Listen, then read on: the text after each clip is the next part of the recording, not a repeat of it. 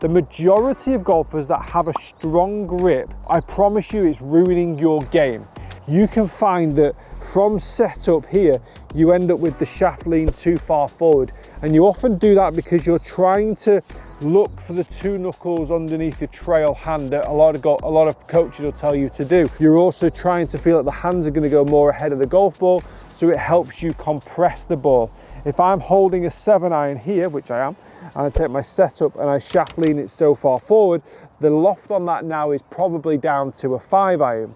If I manage to make good connection on that and I hit it 5-iron distance, I'm going to go around telling all of my boys that I can hit my 7-iron 200 yards.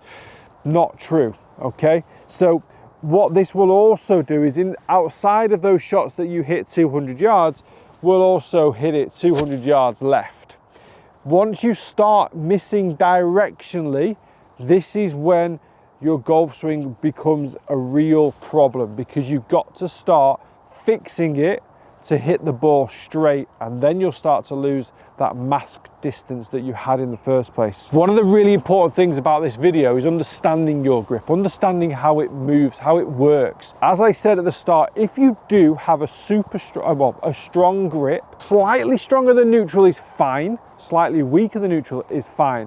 When we get to too strong, that's when the lead hand is showing about 3 knuckles at the top of the hand, or you can see the full emblem of the logo on your glove, or the trail hand is underneath the club and I can't see any of these knuckles at the top. That for me is too strong of a grip. I always say when you can see the fingernails on the trail hand, it's too strong of a grip, because when I go more neutral, I can barely see them, maybe get a touch, but if I can see clearly my fingernails on my trail hand, there's a problem. Now, as I said, you may feel like you've mastered it. It's only a manipulation. If you're able to manipulate yourself through this grip and hit lots of good shots, then great. But one of the questions I want to ask yourself is, how bad is your bad? How bad are your bad rounds? How bad are your bad shots? Because they will be worse than a golfer that's a little bit more technically sound in the grip. Okay, there could be other things going on in the golf swing, I 100% agree. But this is generally the root cause of a lot of issues that really, if you think about it, is quite an easy change to make. Because I'm not swinging the instrument at 100 miles an hour. I'm not trying to hit anything as hard as possible when I go from there to there. So technically it's a very easy change to make, because I'm not having to maneuver anything. I'm not having to really think on the job. I'm not having to swing and think. What it does do, which is 100% factual, it makes the whole golf swing feel strange. If I go to a super strong grip and swing the club, my golf club is in positions that it's never usually in. I know that if I go super strong grip, I'm going to hit it straight into these trees on the left, and I'm not going to demonstrate that. You know why? It's a brand new Pro V1. I can't afford to be making these sorts of demonstrations, okay? But you have to take my word for it, because I'm not hitting a ball into there. So what I want you to try and do, I want you to get back to neutral, but I'm going to talk you through this strong grip first and why it's so detrimental to your game. Outside of the good shots, we all hit good shots. Don't always work off your good shots. Think about your bad shots, particularly when you're trying to improve your game. We want to eradicate the bad shots, all right? So when I take my strong grip, as I said, I often see golfers then get too far forward. They get the hands right in front of this lead leg. Look at the amount of shaft lean there. And again, sometimes we can take golf tips too literally as well. If a golf tip says, just give me a little bit of shaft lean, which means that, we end up with that. But what this is also doing, this is really closing the face down, all right? Now, if I come into the golf ball and I'm working that face so the hand's so far forward to reduce the loft on the face, I'm also working the face a little bit to my left-hand side as a right-handed golfer. So I'm expecting to see a super low shot. And why I mentioned you're going to get a little bit more distance, you get a little bit lower launch, you get lower spin, and obviously you've got a lower loft, so it will probably go a little bit further. If you swing the golf club at a speed, let's say 80 miles an hour with a 7-iron, the ball maybe should go 150 yards, but if you get the strong grip and you're managing to hit it 165, It's masking what the distance you really should do. So also don't be alarmed. If you change your grip on the basis of this video and go more neutral, you will probably lose a bit of distance, but you're going to hit the distance that your golf swing and your speed is designed to hit, what your golf swing is designed to hit. It's not masking it, it's not faking it until you make it, it's real. That's the distance you should hit the golf ball. But what you will find is your dispersion goes from yeah to that. And we can play golf like that, okay? We can play golf with dispersion here, but we can't here. So the shaft lean's one of the main key faults that I see a lot, which also, as I said, gets the club face rotating to the left.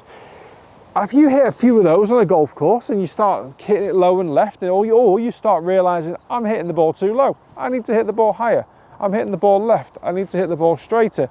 The natural reaction for all golfers is to fix it, manipulate it. How can we manipulate it on the way down? And the common fault that I see is this.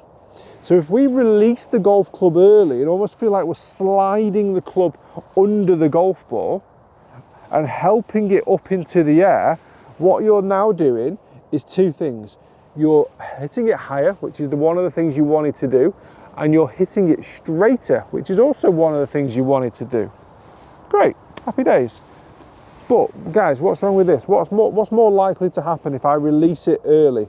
I can catch it fat, I can catch it thin, or that 165 yard 7-iron that I thought I was hitting now goes 140 because I've turned the 7-iron from a 5-iron into a 9-iron. There's a lot of deviation going on, and all this manipulation, all these changes, all these setup principles that you're trying to add into your golf swing, it's all because of one thing, the grip, which you can just change by standing there without a golf ball and just practicing it. Give it a few waggles, get comfortable on the grip, get comfortable with the feeling, and it'll eventually get more comfortable. It's a lot easier, it's a lot faster this way than trying to manipulate the whole golf swing. So it's a lot easier than standing there with a super strong grip and then trying to flick it up into the air to get some height and enjoying that beautiful strike with a bit more height and a straight shot, but losing 20 yards. What you want to try and see is when you take the grip, this left hand is going to be 2 knuckles, lead hand 2 knuckles. The line between index finger and thumb is going to point towards the right side of your chest. And as this trail hand comes in, the line between index finger and thumb is also going to point to the right side, trail side of your chest. And you're going to see 2 knuckles. So you've got a bit of symmetry between both hands. You've got both hands on the club in the exact same angles. The knuckles are the same, the line between index finger and thumb is the same. We're holding it with the same part of the hand, which is also another really important key. We're not holding it in the palm, we're holding it at the bottom of the fingers, and the palm is going to be sitting more on top of the club, okay? But the thumb is only going to go down the very, very edge, the inside edge, like middle to edge. It's not going to go right down the side of the grip, okay?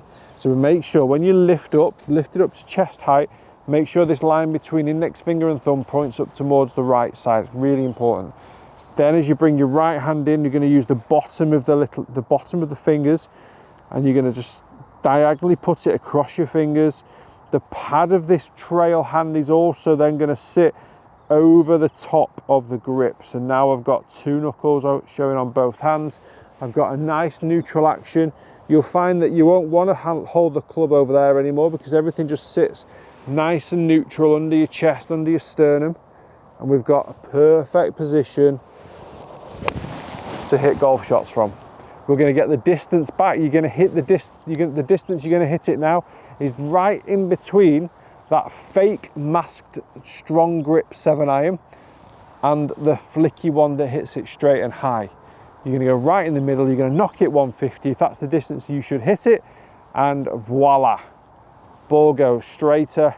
Striking is more consistent because we're not releasing the club early, we're not trying to manipulate. The less manipulations, the better you will be at golf.